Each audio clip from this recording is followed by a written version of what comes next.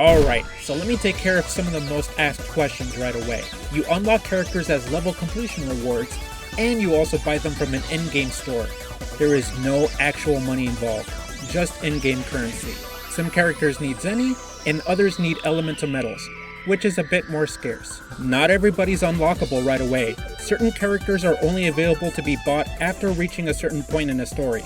Chapter 10 is where most unlocks start, and the rest slowly become available from there. Seasonal skin characters are only available from events, which are unlocked at level 60.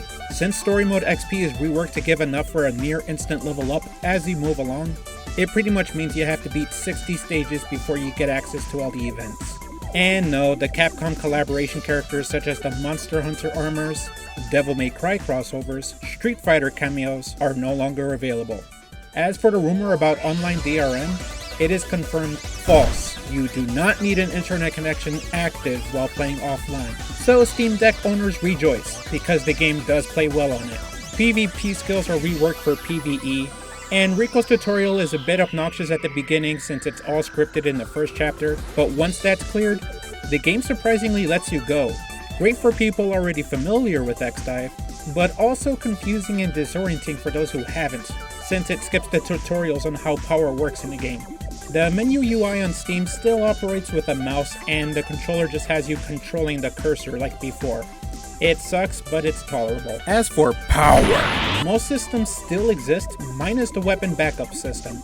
The event stages are still around, but they've been reworked to provide more resources for the systems, as well as memories for skills. And all materials except compound energy have been removed. Compound energy drops per stage, or can be bought with Zenny. So character and weapon skills you unlock, ships you upgrade and analyze, DNA perks, are all unlockable with Zenny and or compound energy. Oh, and the live system has been reworked. You can only buy them in the store now, and you get a maximum of 3 tries in the story mode. DNA sharing is no longer a thing. It was a feature on mobile where 2 characters can share these additional benefits in case you were curious. Jacob Elevator is in and functionally the same, but they just give elemental metals now. And race mode is in, you can select all the stages as soon as it's unlocked, and it's challenge mode only. Race mode only gives a one-time reward of elemental metals, which you get in the achievements menu. Speaking of challenge, story mode had hard mode replaced by challenge mode, and it also plops health pickups throughout so that all the characters get a fair chance. For the uninitiated, the game uses a power system to calculate damage, and challenge mode removes this factor entirely, so the game can feel much more balanced. Okay, that should be all the info for the regulars. Maybe. Now, how about a newcomer, or just a casual fan of the Mega Man series? Is this game for you?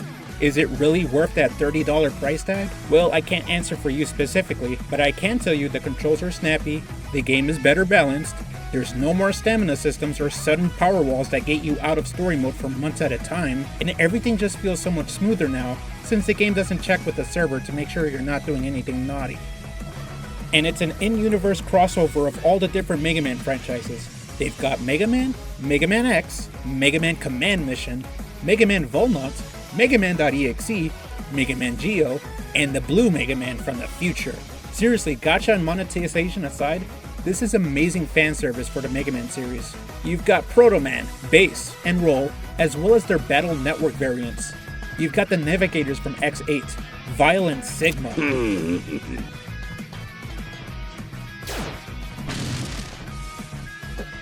You get the MMZ variant of Zero, CO, Harpuya, Leviathan, and even Omega. Say the line! Omega. You've got Nightmare Zero, Awaken Zero, Absolute Zero, Black Armor Zero. Yeah, you get the picture. And you got most of the Command Mission crew, except for Spider, which is a legitimate crime. ZX, which is my favorite franchise, sadly only got Ale and Pandora representation. But despite that, I'm still singing the game's praises. The real complaint is how shallow the characters can feel. It's nice that they have dialogue in stages, but it's all in Japanese, and they just call out their attack names too. I don't mind not having an English dub, but at least give us subtitles.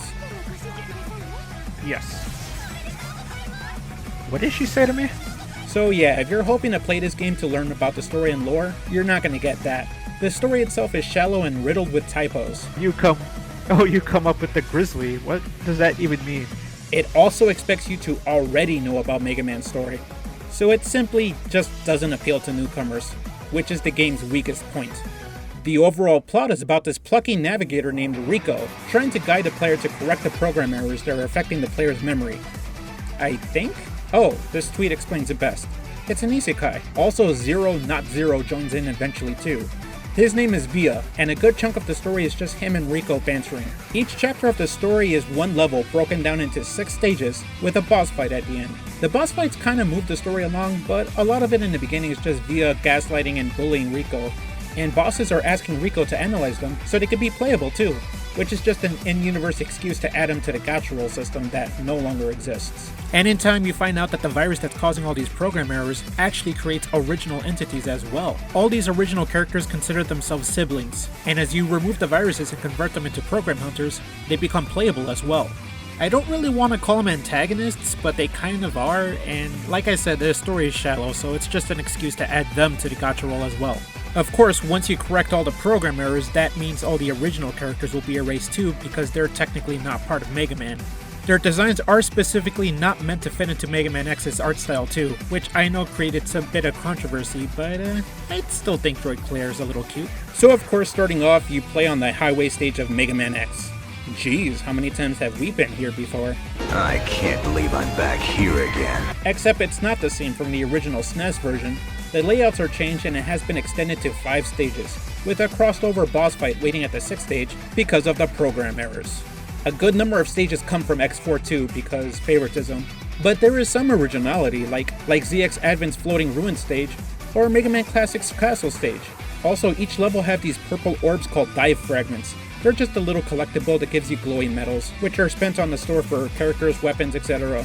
It's just a little reward for people who are curious and decide to explore off-branch. Anyways, I hope you can surmise from the filler footage so far, the game is a 2D action platformer where everyone can jump, dash, double jump, and air dash like in the Mega Man X game. And because it was originally on mobile, it does have an auto-aim system. X traditionally can only shoot left and right, but now all you have to do is move into an enemy's range to lock on, then shoot. So some stages can be a bit mindless when all you do is hold attack and dash jump through the stage. There are some RPG modifiers added to the formula too. There are status effects like poison, slowdown, stun, and even a chance that attacks that you and the enemy receive can be blocked or evaded. Also, critical hits. Each character fundamentally plays the same now as well. Zero doesn't just have a saber anymore, nor does Axel use his twin pistols. Now you get equipped with 2 weapons that you can switch, then jump and shoot. What makes all the characters and different weapons stand out though, are their unique skills. Each character has 2 skills you can activate, and both characters and weapons have skill modifiers, along with passive abilities they receive. So you get things like moving faster after using an attack, or getting a shield that blocks damage, and even just straight up healing while getting a barrier. And there are hundreds of different stages to test these builds on. Story mode has 23 chapters, and 20 of them are broken down into 6 stage segments. Jacob Elevator has 175 floors across 3 difficulties. The elevator is just straight up mob rushes, along with boss fights that have hundreds upon hundreds of bars of HP. It sounds taxing, and it is, but also each Jacob stage powers up a certain weapon, so the fun is trying to find a character and build that can break through the bullshit difficulty. Knowing their weakness, I sent wave after wave of my own men at them, until they reached their limit and shut down. And there are 40 different, once limited but now available all the time, event stages. These serve as a love letter for the seasons and the different franchises across the Mega Man timeline. You've got Halloween events with characters dressed up for the occasion. You got Valentine's Day where people fawn over Iris. Oh boy, now that I get to meet her and her brother, oops. And you've got unique difficult stages that can put your skills to a true test. Like the Storm Owl stage that can be brutal to get through, but so satisfying to complete. And of course, the self-universe crossovers, like Battle Network and Star Force Love. They even use the music too, which is good because I love the Shooting Star theme from Star Force. There are also unique story events that pit you up against fan-loved boss fights featuring Gate, Pandora, and even Omega. But to play these events you have to reach level 60, which can take a while. But once you do, oh man, it's so easy to get lost in the sauce wondering which character to unlock next. And while all this sounds good, the level design can be all over the place. Some are unironically good, don't get me wrong, but others have odd choices in terms of direction or wall placement. Oh, and some events really like to abuse those stupid stun spheres.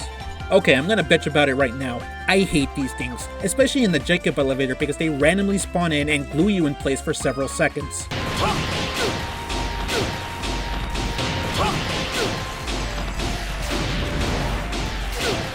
They're not abused that often, but when they're overused, fuck man.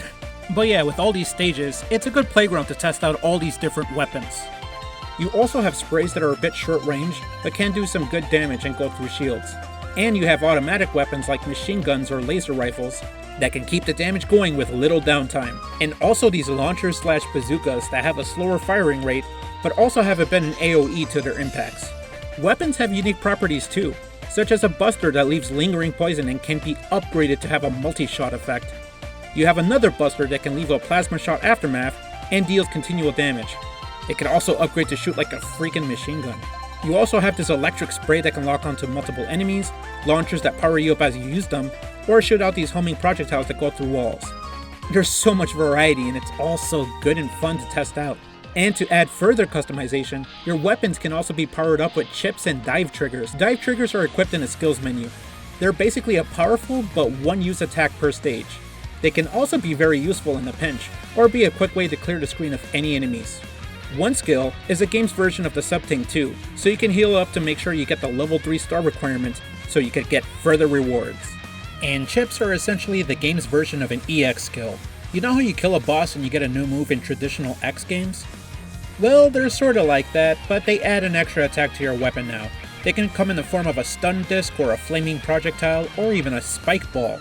Your swords can leave an electrical aftermath to rack up DPS. You can also equip safe defensive chips like Chameleon's temporary invincibility. But keep in mind that this game is retooled from a mobile gacha system that was meant for daily grind systems.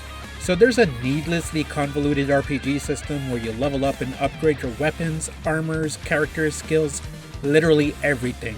Even the upgrades have upgrades. Upgrades, people, upgrades! That's how we make the dough. So half the game is playing the levels, and the other half is upgrading your power rating here in the main menu. And as I said in the intro, this game does lack a tutorial for all these systems. You can tap on the power rating and see what categories you're lacking in to help remind you. So let me summarize the methods since they're basically the main gameplay loop. You can get the resources in this tab called events. This is where most of the grind will come into place, unfortunately. The first event is busting open these containers to grab the collectibles. It gives you nuts. He just left! With nuts! The armor is accessed in the repository menu. It's not visual or anything, it just makes your number bigger. The second event is killing the enemies before they can destroy themselves. This gives you the dive triggers along with the skill memories to rank them up and do more damage, or increase the benefit of the buffs. Third event is a speedrun on a cyberspace level and just gives you a bunch of money. And the fourth event is where you collect collectibles and kill enemies to build up your score while the stage slowly pans down. Be careful, moving too fast or slow will get you killed. This one gives big amounts of EXP so you can quickly level up in case you just want to unlock things faster. Another way to power up is to use the gallery, indicated with this book icon here. You can increase your power simply by unlocking characters, weapons, and cards, as well as maximizing their potential. You just need to upgrade your characters and weapons now, which entails ranking them up. To rank them up, you need to collect their memories, and acquire them depending on the store. Some just need money, and certain higher S ranks need elemental metals, which is a bit more scarce but also can be unlocked by simply playing the game. Just go to the achievement screen, which is indicated by the X icon, and yeah, you get a lot more now. With memories, you upgrade nearly everything in this game to 5 stars. That means characters, weapons, chips, dive triggers, etc. And with each star, you can unlock a new skill modifier or a passive buff. You need to pay money to activate these, as well as pay money to damage dealing skills to upgrade their damage output too. The DNA system also gives more buffs, which are unlocked by money. They're not needed for the gallery or anything, but they do add this cool holographic effect in the character select screen. Shiny. Chips also level up to add more power, and can give a passive buff by analyzing them. Each time you analyze, one gives a 5% increase of that chip's total power level, but this is also expensive and consumes a lot of compound energy. So really only save it if you're scraping for power. Weapons not only need to level up, but they need to upgrade as well. Confusing, I know. On mobile, upgrading consumed a resource, but now that's been removed, so you just need to spend money. And finally, cards. They're another power boosting mechanic. Each card can level up with the player and be equipped to a specific character. Keep in mind you have to rank up your characters in order to use more cards. There are hundreds of cards too. You can get some basic enemy cards from doing story mode, and really good cards can be, of course, bought for Zenny or Elemental Medals in the store or unlocked through events. There are also exclusive cards, basically character-only cards that activate a special effect if properly assigned to their character. For example, if you equip the Marino card to Marino, then activating her Blink skill will also speed her up. Some cards have their enhancement buffed too by ranking them up, and to rank up cards you have to collect more of the same copy, then go to the power up menu, and eat all the other copies for those precious stars. And of course, they level up with the player to increase their power buff. It's a bit annoying because the same card cannot be equipped by all the characters. For example, if I give X this card with him and Zero, then it'll take it off from whoever had it last. There is a quality of life feature where you can equip the loadout of 3 cards right away, and the cards also give certain passive abilities. But the catch is that they have to be matched with the color coordinated cards, as you can see down here. Otherwise it'll just give a power boost. Once you do all that, you can go back to the gallery and click on them to get an instant upgrade to your overall power. You have to click on them too, otherwise all that power is just being stored up. Whew! Now that all sounds long-winded and complex because it is, come on. But low-key I had a really good time just messing around with these systems on mobile. Half the game is jumping and shooting, and the other half is messing with the many different sub-menus, just so you can improve your jump and shoots. Like, yeah, a good chunk of it was typical mobile gacha tactics of getting the player to spend money on collecting more resources, so most of the convolution is a byproduct of that. But the variety of weapons, cards, and character builds carry this game. You can go through the entire game through challenge mode too, which abolishes the power rating entirely. And the game is grindy if you're going to try to 100% it. Simply put, there is a lot. 129 different characters with their own builds, just as many weapons with unique skills, and there's so many different cards and loadout options. The only real crying shame is that there is no multiplayer anymore. Imagine if they reworked co-op into story mode, events, and the Jacob elevator. There'd be so much fun to be had if they balanced the game around 2 players, and you and your buddy tried out different builds for a boss raid or a particularly difficult level. If there was multiplayer, I'd 100% say without a hint of irony that I think $30 is worth the price. But sadly, that's not the case. All this work and grind is just for your own benefit, which is fine, but this game's a really hard sell for anybody outside of the Mega Man franchise. And that's the best way to think about it. It's just a playground for die-hard fans like me. Otherwise, you can easily sink dozens and possibly even hundreds of hours trying out all these different Mega Man characters and going through hundreds of different stages. I know people won't think fondly of X-DiVE because it was a gacha. Hell, I've burnt out multiple times across my career. And yeah, I'm mad about the favoritism too. I'm gonna bitch. I didn't get my favorite character Jiro or Model Z. We didn't get Spider from Command Mission. Fevner and Phantom were left out, and ZX Advent in general got the shaft when they added Ale with Ale already in the game. Also, it's a damn shame that the palette costume contest didn't actually result in her getting a new skin. Well, at least she got the swimsuit stuff. But you cannot deny the amount of passion and love Capcom Taiwan put into this game. We got so many cool villain picks too, like Magma Dragoon, Dynamo from X5, and Gate from X6. We even got Star Force representation with Geo, Harpnote, and Rogue, and we got a lot of Mega Man Legend characters too. And I'll admit, the character balancing is not the best. But even then, for the casuals, that doesn't really matter. We get to play as Bass.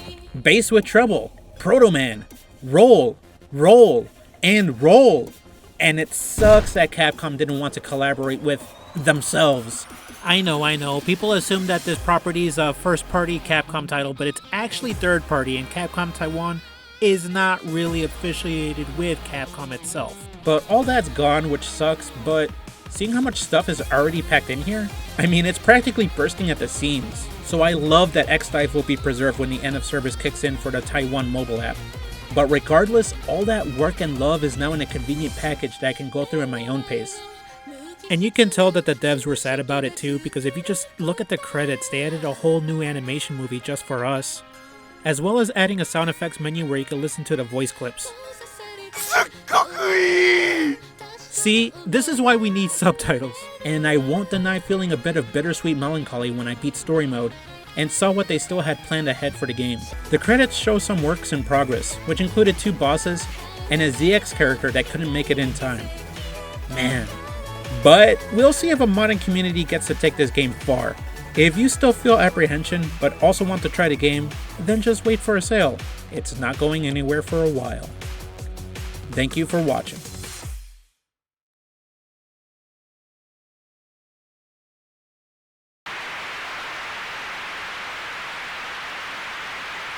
out!